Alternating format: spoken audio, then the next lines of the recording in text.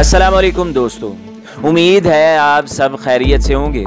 आपके सामने पेश है तारक इस्माइल सागर का शोराए आफाक नावल ए राहे हक के शहीदों। अगर आप हमारे चैनल पर नए हैं तो हमारे चैनल को ज़रूर सब्सक्राइब करें, वीडियो को लाइक करें और बेल के आइकॉन को भी दबा दें ताकि हर जो आने वाली वीडियो है वो आपको सबसे पहले मिलती रहे। और वीडियो अच्छी लगने की सूरत में एक अच्छा सा कमेंट करके हमारा हौसला ज़रूर बढ़ाएं। कर्नल चड्ढा का पारा मुसलसल चढ़ता जा रहा था। गुस्से से इसकी चेहरे की रगें खिंच गई थी और वो खा जाने वाली नज़रों से कभी इन फाइलों की तरफ देखता और कभी पासवान की तरफ। हैरत है कि गुज़श्ता 3 साल से इस लोंडे ने हमें पागल बना रखा है। इसके प्रिंट तुम्हारे पास महफूज हैं। इस सिख के बच्चे ने इसकी मुकम्मल तस्वीर डिज़ाइन करवा दी थी। इसकी बीवी ने तस्दीक की है, इसके हमसायों ने तस्दीक की है कि यही वो लड़का है जिसने प्राइम मिनिस्टर हाउस के बावर्ची गुरजीत सिंह को बेवकूफ़ बनाकर अपने काम पर लगा रखा था और तुम लोग अभी तक इसे तलाश नहीं कर सके। इसने अंगारा जैसी आंखें पासवान के चेहरे पर गाड़ते हुए कहा। पासवान को यूं लगा जैसे इसकी आंखों से निकलने वाले शोले किसी भी लम्हे पासवान की आंखों के रास्ते इसके सारे बदन में उतर जाएंगे। जब भी वो कर्नल चड्ढा से आंखें मिलाता न जाने क्यों इसे अपने अंदर कुछ जलने का एहसास होने लगता है। लुक मिस्टर पासवान, मुझे रिजल्ट चाहिए, रिजल्ट, और वो भी पॉजिटिव। मुझे ये लड़का चाहिए हर सूरत में। इसने अपने सामने धरी प्रदीप सिंह की तस्वीर पर नफरत से अपनी छड़ी की नोक रखते हुए कहा, राइट सर, मैं अपनी जान लड़ा दूंगा सर, बस एक उलझन है। पासवान ने अपने आप को संभालते हुए कहा। क्या कर्नल चड्ढा का लहजा फाड़ खाने वाला था? सर, ब्रिगेडियर कोल की मिसेज और बेटी तीनों की अलग अलग तफ्तीश जरूरी है, पासवान ने हिम्मत करके कह ही दिया था। इसमें रुकावट क्या है? चड्ढा ने इसकी तरफ अजीब सी नजरों से देखते हुए यूं सवाल किया जैसे इसे पासवान की जहनी हालत पर शक हो रहा हो। आर्मी सर, हेडक्वार्टर वाले ब्रिगेडियर कोल से। डैमिट पासवान, तुम्हारी अकल क्या घास चलने गई है? तुम किसी फर्म के अकाउंटेंट नहीं, रॉ के ऑफिसर हो। तुम्हें किसी देश दर्दी मुल्क दुश्मन की तफ्तीश के लिए आर्मी से इजाजत लेने की जरूरत नहीं है। और फिर मैं क्या हूँ? मैं आर्मी नहीं। इसने जुनूनियों की तरह अपने कंधे पर सजे स्टार्स की तरफ इशारा करते हुए कहा। पासवान के लिए इसका रवैया अब अजनबी नहीं रहा था। कर्नल चड्ढा को आर्मी से यहाँ डेपुटेशन पर आए हुए 4 माह हो गए थे। इस दौरान इसने अपनी हद तक रॉ की इस तफ्तीशी सेल को गटापू बनाकर रख दिया था। आज तक इसने कोई काम रूल्स एंड रेगुलेशन के मुताबिक नहीं किया था। किसी भी मशकूक को इसके घर या रास्ते से अगवा कर लेना और शक यकीन में बदलने पर अजियतनाक मौत मारने के बाद इसकी लाश लावारिस फेंक देना इसके बाएं हाथ का खेल बन चुका था। हैरत तो इस बात पर थी कि कोई इसे पूछने वाला नहीं था, बल्कि जूं जूं इसकी दहशत बढ़ रही थी इसका एहतराम भी बढ़ता जा रहा था। अभी पिछले ही दिनों इसने जम्मू कश्मीर से आए एक मुसलमान डीएसपी को जब वो दिल्ली एयरपोर्ट की तरफ जा रहा था रास्ते से उठा लिया था। कर्नल चड्ढा के किसी सोर्स ने इसे इतला दी थी कि इस डीएसपी के कश्मीरी मुजाहिदीन से अंडरग्राउंड रवाबत हैं। कश्मीरी पुलिस के इस डीएसपी को इसने हुकूमत जम्मू कश्मीर से मुखालफत मोल लेकर अजियतनाक तफ्तीशी मराहल से गुजारा और इस पर इतना तशद्दुद किया कि वो मर गया। इस बात का कोई सबूत नहीं मिला था कि इस डीएसपी के कश्मीरी मुजाहिदीन से कोई रवाबत है, लेकिन वो मारा गया। और मजे की बात तो ये थी कि कर्नल चड्ढा को मामूल की सरजरिश भी नहीं की गई थी। अब तो इसके साथी भी इससे डरने लगे थे। इसने रॉ के इस सेफ हाउस को जहां वो लोग अपना जाली सा दफ्तर बनाकर बैठे थे स्लॉटर हाउस में तब्दील कर दिया था। दिल्ली के पोश इलाके में बनी इस कोठी के तहखाने के कमरे में इसने साउंड प्रूफ करवा लिए थे और यहाँ अपने सामने मुश्तबा मुल्जिमों की तफ्तीश करवाया करता था। इसने इंसानों के लिए वहशियाना तशद्दुद के ऐसे तरीके ईजाद किए थे कि बसा औकात इसके साथी हैरान रह जाते इसका ताल्लुक वाकई इंसानों की नस्ल से है। पासवान भी कोई ऐसा शरीफ ऑफिसर नहीं था। इसे पुलिस से यहाँ भेजा गया था। पुलिस में इसका रिकॉर्ड इस लिहाज से तो शानदार था कि इसने बाज लाएंजल केसों की गुत्थियां सुलझा दी थी, लेकिन 3rd डिग्री टॉर्चर में वो भी किसी से कम नहीं था। प्रदीप के लिए इसे दूसरी मर्तबा कर्नल से डांट पड़ी थी और इसने दिल ही दिल में कसम खाई थी कि अगर प्रदीप इसके काबू जिंदा आ गया तो इसको पूरे जिस्म के साथ कभी कर्नल के सामने पेश नहीं करेगा। लेकिन सबसे पहले तो ये सवाल उठता था कि वो इसे गिरफ्तार कैसे करेगा। कहाँ होगा वो कमबख्त प्रदीप या प्रमोद? इसने अपने आप से सवाल किया। कर्नल के कमरे से बाहर आकर इसने अपने 4 मातहतों को हंगामी मीटिंग के लिए तलब कर लिया था। तुम्हारे पास 100 से ज्यादा तरबियत याफ्ता नफरी मौजूद है, सबको एक्टिव कर दो। ये तस्वीर मुल्क के हर अहम पॉइंट पर पहुंच जानी चाहिए। इसे ढूंढो, इसे पाताल की तह से निकाल लाओ। मुझे हर सूरत ये लड़का चाहिए, इसकी वजह से मेरी बहुत रुसवाई हुई है। इसने प्रदीप की तस्वीर का बंडल इसके सामने फेंकते हुए कहा, हम इसे जमीन के अंदर से निकाल लाएंगे सर। अगर ये भारत में है तो बच नहीं सकेगा। नागरिक ने कहा, ठीक है, मुझे बातें नहीं काम चाहिए। मास्टर कंप्यूटर से इसकी तस्वीर की नकलें तमाम स्टेशनों के कंप्यूटर्स को फैक्स कर दो। मेरी तरफ से तमाम स्टेशनों को सख्ती से हिदायत जारी कर दो कि सब कुछ छोड़कर इसके पीछे लग जाए। इस लड़के ने हमें बहुत नुकसान पहुंचाया है, इसने हमारे देश को बहुत जलील करवाया है। फौज वाले साले अपना सारा गुस्सा हम पर निकाल रहे हैं। वो ट्राइडेंट की नाकामी का इल्जाम हमें दे रहे हैं, जैसे हमने इस साले ब्रिगेडियर के बच्चे से प्लान लेकर सरहद के पार पहुंचाया है। इसने फौजियों को बड़ी सी गाली दी। सालों से अपनी लड़कियां और बीवियां संभाली नहीं जाती, इनके यारानों के नोटिस नहीं लेते और हमें गालियां देते हैं। इसने अपने फिक्रे का इख्तिताम भी गाली के साथ किया था। अपने चारों मातहतों को हिदायत देकर इसने मीटिंग बर्खास्त कर दी और अब अपने इंटरकॉम पर इसने अपने सबसे ज्यादा काबिल एतमाद मातहत को तलब किया था। थोड़ी देर बाद ही इसके कमरे का दरवाजा खुला और राहुल इसके सामने खड़ा था। Yes sir. राहुल जानता था कि इसके कमरे में दाखिल होने के बाद पासवान ने कमरे का दरवाजा अंदर से लॉक क्यों किया है। राहुल एक जरूरी काम आन पड़ा है। ये कहते हुए इसने अपनी दराज से राधिका कोल की तस्वीर निकाल कर इसके सामने रख दी और इसे ब्रीफिंग देने लगा। 10 मिनट तक इसने राहुल को सारा मिशन इसकी मुकम्मल जुजियात समेत समझा दिया था और अब इसकी तरफ इस्तफहामिया नजरों से देख रहा था। हो गया सर। राहुल ने मामूल के मुताबिक इसे मुस्कुराते हुए जवाब दिया। ये इसका खास अंदाज था। जब वो कोई अहम जिम्मेदारी उठाता तो इसी तरह मुस्कुराकर अपने साहब को बड़े तयक्कुन से कामयाबी की पेशगी इतला दिया करता था। मामला फौज का है, बड़े एतमाद वाले और स्मार्ट लड़के साथ रखना। सर, कल दोपहर के बाद ड्राइंग रूम में मुलाकात होगी। इसने बेतकल्लुफी से अपना हाथ पासवान की तरफ बढ़ाया। गुड लक, पासवान ने कहा और इसे पुरजोश मुसाफे के बाद रुखसत कर दिया। ड्राइंग रूम इनका कोड था। इसका मतलब वो खास जगह होती थी जहां उन्होंने अपने शिकार को पहुंचाना होता। अगले रोज राधिका कोल आज पहले दिन ही इस हादसे के बाद मामूल की सैर के लिए घर से निकली थी। इसने प्रदीप के हाथों अंजाम पाने वाले इस कारनामे के लिए लाशऊरी तौर पर खुद को जिम्मेदार समझना शुरू कर दिया था, क्योंकि प्रदीप इसके जरिए इसके घर तक पहुंचा था। अभी तक इसे सिर्फ ये बताया गया था कि प्रदीप ने इसके बाप के कुछ अहम कागजात चुरा लिए थे और वो गैर मुल्की जासूस था।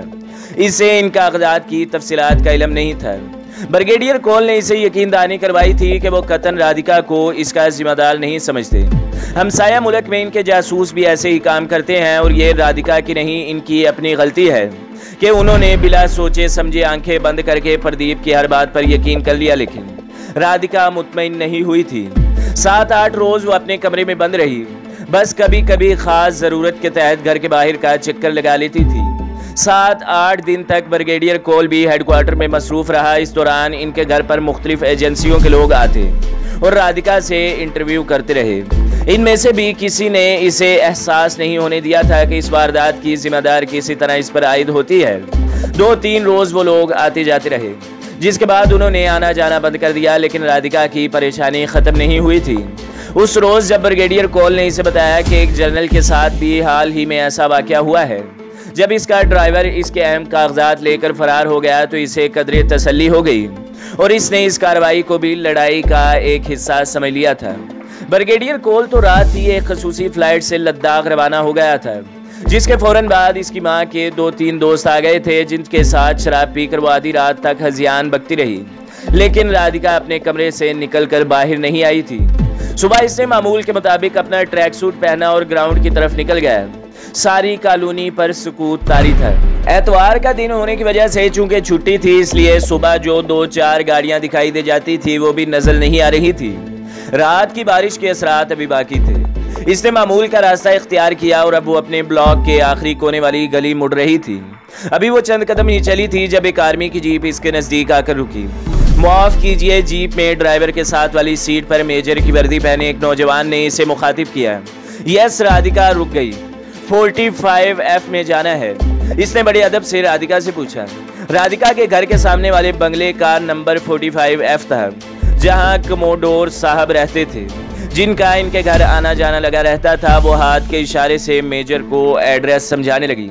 जीप का पिछला दरवाजा कब खुला, इससे वो लंबा तड़ंगा सूबेदार की वर्दी वाला नौजवान कब निकला, इसने अपने हाथ में मौजूद रुमाल को राधिका के मुंह पर कब रखा, मेजर ने कैसे इसकी मदद की, राधिका को किसी बात का इल्म न हो सका। इसे सिर्फ इतना याद था कि किसी ने इसके दोनों बाजू जकड़ कर इसके नाक पर रुमाल रखा और वो बेहोश हो गई, जिसके बाद इसकी आंख यहाँ इस कमरे में खुली थी। राधिका को होश आया तो एक बेडरूम में मौजूद थी, लेकिन इसके घर का बेडरूम नहीं था। अलबत्ता कमरा बड़ी नफासत से सजाया गया था। घबराहट में अचानक वो बिड़बिड़ा कर उठी, लेकिन चकरा कर दोबारा बिस्तर पर गिर गई। इसका सर बहुत भारी हो रहा था, शायद बेहोश करने वाली दवा इसने कुछ ज्यादा मिकदार में सूंघ ली थी। खौफ के मारे इसकी गुग्गी बंद गई, क्योंकि होश में आने के बाद इस पर पहला इंकशाफ यही हुआ था कि इसे अगवा किया गया है और अपने घर पर चंद रोज पहले गुजरने वाली इस क़यामत के बाद इसका यूं अचानक अगवा होना इसकी जान निकालने के लिए काफी था। अचानक ही इसके सामने का दरवाजा खुला और एक खूबसूरत खातून अंदर दाखिल हुई। राधिका उठकर बैठ गई। कौन हो तुम, मैं कहाँ हूँ?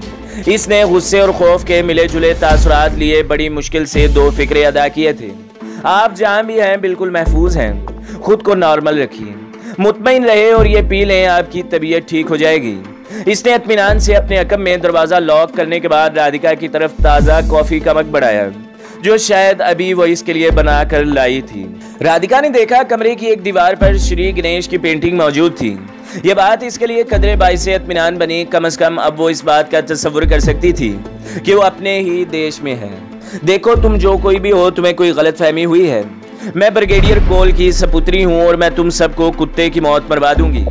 इसने लड़की को करीबन रूहानसी आवाज में गालियां देनी शुरू कर दी थी। देखिए मिस, आप जितनी देर नॉर्मल होने में लगाएंगी इतना ही आपके लिए बुरा होगा। इससे आपकी जिस्मानी और दिमागी दोनों तरह की सेहत को खतरा रहेगा। मैंने आपको बता दिया है कि आप जहां भी हैं खैरियत से हैं, इसके बाद आपकी मर्जी। ये कहते हुए इसने कॉफी का मग इसके सिराने दरी एक मेज पर रखा और जिस तरह इत्मीनान से आई थी इसी तरह इत्मीनान से बाहर चली गई। राधिका इसके अकब में इसकी तरफ लपकी, लेकिन दरवाजे से जोर आजमाई के बाद वापस निढाल होकर बिस्तर पर गिर गई, क्योंकि दरवाजा बाहर से लॉक हो गया था। राधिका चंद मिनट तक बच्चों की तरह आंसू बहाती रही। फिर इसने बादल नखास्ता वो कॉफी, जो अब कदरे ठंडी हो गई थी, पी ली। ये इसकी आदत थी। इसे अगवा करने वालों को इसकी इस आदत का भी इल्म रहा होगा, इसने सोचा। कॉफी पीने के बाद वो कदरे पुरसुकून हो गई थी। इसने दरवाजे के बाद किसी खिड़की पर किस्मत आजमाई नहीं की थी, क्योंकि ये अंदाजा वो बखूबी लगा सकती थी कि यहाँ कोई दरवाजा या खिड़की इसकी मर्जी और जोर लगाने से नहीं खुलेगी, और ना ही ये लोग जो इसे लेकर आए हैं इसे इस तरह आसानी से फरार होने देंगे। दरवाजे पर आहट हुई और दूसरे ही लम्हे दरवाजा खुला। इस मर्तबा 4 ऑफिसर अंदर आए थे। इन सब ने फौजी अफसरों वाली वर्दियां पहन रखी थी। राधिका परेशान तो थी ही, अब हैरान भी होने लगी थी कि आखिर फौज के अफसर इसे यहाँ अगवा करके क्यों लाए हैं। कौन है आप लोग, मुझे यहाँ क्यों लाया गया है? रिलैक्स, आराम से। मिस राधिका कोल, हम आपको सब कुछ बताते हैं। इनमें से पासवान ने, जो कर्नल की वर्दी पहने हुए था, इसे हाथ के इशारे से मुतमईन होने के लिए कहा और सामने धरे सोफे पर बैठ गया। हम आर्मी के लोग जरूर हैं, लेकिन तुम्हारे बाप की तरह महजब नहीं है, इसलिए चुपचाप हमारे सवालों के जवाब दो, वरना याद रखना। पासवान ने इसे फाड़ खाने वाले लहजे में कहा। शट अप, राधिका ने चीखते हुए कहा, लेकिन दूसरे ही लम्हे इसकी चीख से ज्यादा बुलंद आवाज इसके मुंह पर लगने वाले जोरदार थप्पड़ से पैदा हुई थी। यह थप्पड़ इसके मुंह पर पासवान के साथ आए एक कैप्टन ने मारा था। राधिका चकरा कर दोबारा पलंग पर जा पड़ी। दूसरे ही लम्हे इस पर पासवान छलांग लगाकर सवार हो गया। इसने वैश्यों की तरह राधिका को पीटना शुरू कर दिया था। राधिका दीवानावार चिल्ला रही थी, लेकिन इसकी चीखों पुकार से ज्यादा वो कह कहे थे जो इन शैतानों के हलक से बरामद हो रहे थे। चुप। अचानक पासवान ने उठकर खड़े होते हुए कहा और राधिका सहम कर चुप हो गई। इसके हलक से गुटी गुटी सिसकियां अभी तक जारी थी, लेकिन आंखें खौफ से फटने को आई थी। कब से तेरा याराना था उस मुसले के साथ। अचानक ही पासवान ने इसके दिमाग पर हथौड़ा मारा। राधिका समझ गई कि ये मिलिट्री इंटेलिजेंस के लोग हैं और इससे तफ्तीश कर रहे हैं। हमारी मुलाकात इसी रोज हुई थी। इसने सहम कर बमुश्किल ये फिक्रा अदा किया। साली झूठ बोलती है, पासवान ने फाड़ खाने वाले लहजे में इसकी तरफ बढ़ते हुए कहा। नहीं, भगवान की सौगंध, मैं झूठ नहीं बोलती। इसने बच्चों की तरह रोते हुए हाथ बांध दिए, लेकिन अभी वो लोग इसकी जुबान पर एतबार करने के लिए तैयार नहीं थे। करीबन 1 घंटा उन्होंने घुमा फिरा कर इससे अजीबो गरीब किस्म के सवालात किए, फिर किसी नतीजे पर पहुंचने के बाद बाहर निकल गए। साला बड़ा चालाक निकला, एक ही मुलाकात में हाथ साफ कर गया। पासवान ने बाहर आकर अपने साथियों से कहा, यस सर। इसके साथियों ने हाँ में हाँ मिलाई। क्या ख्याल है? पासवान ने इनकी तरफ इस्तफामिया नजरों से देखा। जाने दे साले को, फौज वाले जान को आ जाएंगे। पासवान के एक साथी ने जवाब दिया, ओके कहकर पासवान आगे बढ़ गया। राधिका को खौफ और एहसास जिल्लत से कपकपाते चंद मिनट ही गुजरे थे जब दरवाजा फिर खुला और वही खातून अंदर आ गई जिसने इसे पहले कॉफी दी थी। नाश्ता कर लो और इस बात को भूल जाओ, कभी जिंदगी में भूल कर भी किसी से आज के वाक़े का जिक्र न करना। याद रखना, तुम्हें इन लोगों से कोई नहीं बचा सकेगा। तुम्हारा बाप ब्रिगेडियर कॉल भी नहीं। इसने चाय बनाकर ट्रॉली इसकी तरफ धकेलते हुए कहा। राधिका खामोश रही। इसे डर था अगर कोई लफ्ज जुबान से निकाला तो इसकी पहले की तरह शामत न आ जाए। अपनी सिसकियां रोकते हुए इसने किसी न किसी तरह चाय जहर मार की और अभी बमुश्किल चाय खत्म ही की थी जब इसके 14 तबक रोशन हो गए। वो मुंह के बल बिस्तर पर जा गिरी। इसके बाद इसे होश नहीं रही। इस मर्तबा इसे होश आया तो अपने घर के नजदीक एक छोटे से पार्क के बेंच पर लेटी थी। खैरियत गुजरी कि दोपहर के इस वक्त वहाँ कोई और मौजूद नहीं था, वरना अच्छा खासा तमाशा लग जाता। आंखें मलते हुए वो उठी और खुद को नॉर्मल करने के बाद तेज तेज कदमों से चोरों की तरह अपने घर की तरफ चल दी। घर के बरामदे में इसके परेशान माँ अपने नौकरों के साथ चक्कर काट रही थी। जेबी, तुम कहाँ थी स्वीटी? इसकी शक्ल पर नजर पड़ते ये मिसिस कॉल इसकी तरफ लपकी और अपनी माँ की बाहों में सिमट कर राधिका ने बच्चों की तरह चीख चीख कर रोना शुरू कर दिया। बदिक्कत तमाम मिसिस कॉल ने इसे नॉर्मल किया और जब इसने मिसिस कॉल को अपने साथ गुजरने वाली क़यामत से आगाह किया तो इसने गुस्से से बेकाबू होकर जोर जोर से गालियां देनी शुरू कर दी। अगले ही लम्हे वो टेलीफोन पर ब्रिगेडियर कॉल से राब्ता कर रही थी। राब्ता होने पर इसने मुगल्लज़ात के साथ ब्रिगेडियर कॉल को सारी कहानी सुना दी, जिसने ये कहानी हेडक्वार्टर में अपने जनरल तक पहुंचा दी। शाम गए तक ये बात साबित हो चुकी थी कि आर्मी की किसी एजेंसी ने राधिका को अगवा नहीं किया, जिसका सीधा मतलब यही था कि इसे अगवा करने वाले और कोई नहीं, रॉ के लोग ही थे जिन्होंने राधिका को धोखा देने के लिए आर्मी की यूनिफॉर्म पहन रखी थी। हेडक्वार्टर की तरफ से सख्त एहतजाज रॉ तक पहुंचाया गया, जहां से हस्बे मामूल इस वाक़े से लाइलमी का जवाब आया। लेकिन ब्रिगेडियर कॉल अच्छी तरह जानता था कि यह हरकत रॉ के अलावा और कोई नहीं कर सकता। वो खून के घूंट पी कर रह गया। सर, लड़की का बयान सही है।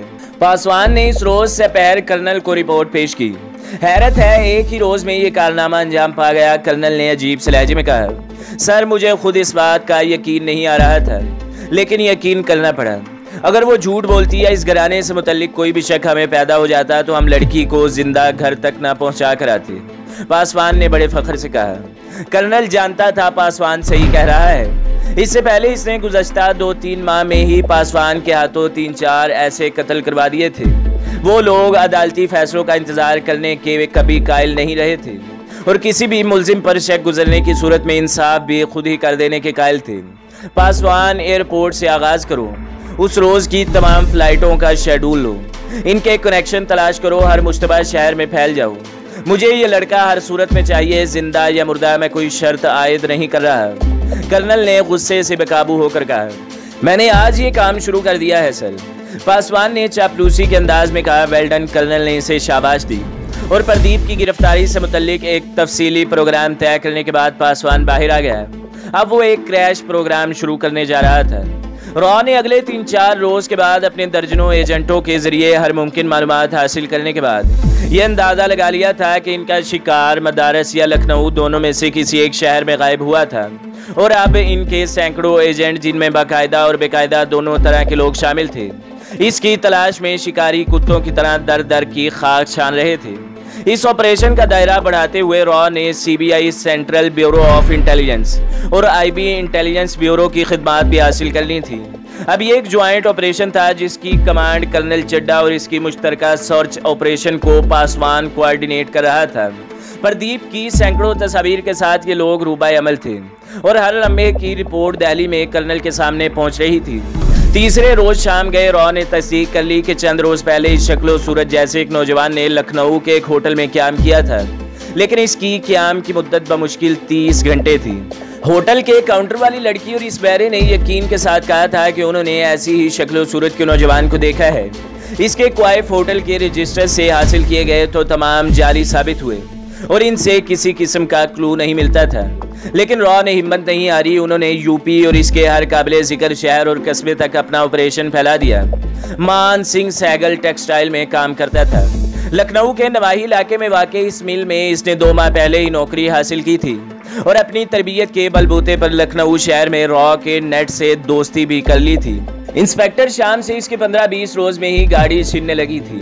दोनों अक्सर शाम के बाद लखनऊ शहर में लक्ष्मण नवाज जाया करते थे, क्योंकि क्लासिकल म्यूजिक दोनों की कमजोरी थी और मान सिंह को इस पर बड़ा अबूर हासिल था। वो हारमोनियम अच्छी तरह बजा लेता था और थोड़ा बहुत गा भी लेता था। उस रोज जब शाम से इसकी मुलाकात करीबन 3 रोज के वक्फे से हुई तो शाम कुछ परेशान दिखाई दे रहा था। खैरियत महाराज, 3 दिन कहाँ गायब रहे? मान सिंह ने छूटते ही पूछा। बस यार कुछ ना पूछो, हमें तो दिल्ली वालों ने 3 रोज से बुरी तरह नचा रखा है। शाम ने बददिली से कहा। क्या मतलब? मान सिंह का तजस्सुस बढ़ा। यार क्या मतलब बताऊं? एक पाकिस्तानी जासूस दिल्ली में हाथ कर गया है। इन सालों के साथ वहां तो कुछ कर नहीं सके, अब हमारी जान को आ गए हैं। 3 दिन से मुसीबत डाल रखी है कि ये जासूस यहाँ लखनऊ में छुपा है। जाने साला कहाँ से आ गया यहाँ। शाम ने बेजारी से कहा। भाई वो सही भी तो हो सकते हैं। अभी पिछले दिनों अखबार में खबरें तो शाया हुई थी। मान सिंह ने लुकमा दिया। यार मान सिंह जाने दे, मेरा पहले ही दिमाग चला हुआ है। आज कुछ वक्त निकाल कर यहाँ आया हूँ। यहाँ इस शहर में शाम की नजरों से क्या बच सकता है? शहर का कौन सा माफिया है जिससे हम वाकिफ नहीं? किस इमाम बाड़े या मजार तक हमारी रसाई नहीं? सारे यूं ही हाँक रहे हैं। शाम ने कहा। यार कोई तस्वीर वगैरह है इसकी? हम भी तेरे मुख्तर है प्यारे। मान सिंह ने मुस्कुराते हुए कहा। ये ले, तू भी शौक पूरा कर ले। कहते हुए इंस्पेक्टर शाम ने एक तस्वीर जो कंप्यूटर से तैयार की गई थी और जिसकी सैकड़ों कापियां करवाई गई थी इसे दिखा दी। तस्वीर पर एक नजर डालने से एक मरतबा तो इसके दिल की धक धक कुछ बढ़ी, लेकिन क्या मजाल जो इसके चेहरे के तासुरात जरा भी बदले हों। ये तो जाते शरीफ हैं यार, शक्ल से तो बड़ा सीधा साधा दिखाई दे रहा है। मान सिंह ने इसे कुरेदते हुए लुकमा दिया। लानत भेज यार, हमें क्या लेना देना है। हाँ, वो फैज अली खान के तबले का प्रोग्राम कब हो रहा है? शाम ने डायरी बंद करके अपने हाथ में पकड़ते हुए पूछा और मान सिंह ने भी ज्यादा गुफ्तगू इस मौजू पर करना मुनासिब नहीं समझा था। दोनों मौसीकी की बातें करते रहे। रात का खाना उन्होंने हस्बे साबिक एक मुस्लिम होटल में खाया। दोनों को यहाँ के कबाब बहुत पसंद थे और दोनों अपने धर्म को बरेस्ट करके ये कबाब खाया करते थे। रात गए शाम इससे अगले रोज मुलाकात का वादा करके रुखसत हो गया। मान सिंह इसकी मोटरसाइकिल पर बैठकर नजदीकी मार्केट तक गया था, जहाँ से इसने कुछ सौदा सलफ खरीदना और इसके बाद अपने क्वार्टर पर जाना था। शाम ने इसे क्वार्टर तक पहुँचाने की फराग दिलाना पेश की थी, लेकिन इसने इनकार कर दिया क्योंकि इसके मुताबिक शाम को पहले ही खासी देर हो गई थी। शाम की रवानगी के 15-20 मिनट बाद तक वो इधर उधर खामखा घूमता रहा। फिर एक पीसीओ में घुस गया, जहां से इसने एक और मुल्क का नंबर मिलाया और दूसरी तरफ लाइन मिलने पर बड़े जोशो खरोश से खैरियत दरियाफ्त की। अंकल, यहाँ बड़ी तशवीश है, सुना है अज्जू मियाँ बड़े बीमार हैं। इसने फौरन बाद ही कह दिया। दूसरी तरफ जरा खामोशी के बाद पूछा गया, अच्छा हमें तो खबर नहीं थी। आज उन्हें फौरन बड़े हस्पताल पहुँचाए। यहाँ तो कोई ढंग का अस्पताल नहीं रहा। इसने नॉर्मल लहजे में कहा। अल्लाह खैर करेगा, तुम ज्यादा तशवीश न करना, मैं भी तुम्हारे चचा को कह देता हूँ। दूसरी तरफ से जवाब आया। बस एक लम्हे की ताखीर नहीं होनी चाहिए। मान सिंह ने बिल्कुल लखनऊई अंदाज से बात की थी। खुदा हाफिज। दूसरी तरफ से सिलसिला कट गया। इस फोन के दूसरे रोज रात को इसकी फैक्ट्री में इसके मामू का फोन आया, जो हफ्ते में एक आध मरतबा इससे फोन पर खैरियत दरियाफ्त कर लिया करते थे। उन्होंने मान सिंह को बताया कि अज्जू मियाँ को बड़े अस्पताल में दाखिल कर दिया गया है और वो बिल्कुल खैरियत से है, शुक्र है भगवान का। मान सिंह को यूं लगा जैसे इसके सर से बोझ उतर गया हो। प्रदीप सिंह ने जो अज्जू मियाँ के नाम से यहाँ क़याम किया था और अब वो महफूज हाथों में पहुँच चुका था, जहाँ कर्नल साहब ने इसे कह दिया था कि अब वो लंबे अरसे तक सरहद पार नहीं जाएगा, क्योंकि बड़ी बेचैनी से इसका इंतजार किया जा रहा है। नवीद टॉप और कामरान टॉप 2 मजबूत कीलों की तरह दुश्मन के ताबूत में ठोंक दिए गए थे। 22,000 फीट की बुलंदी पर वाक़ई इन पोस्टों का क़याम इस बात का ऐलान था कि हम नाकाबिले तस्खीर हैं। एविएशन की मदद से नवीद टॉप पर अपने जवानों को उतारने के बाद मुतमईन होकर नहीं बैठा जा सकता था।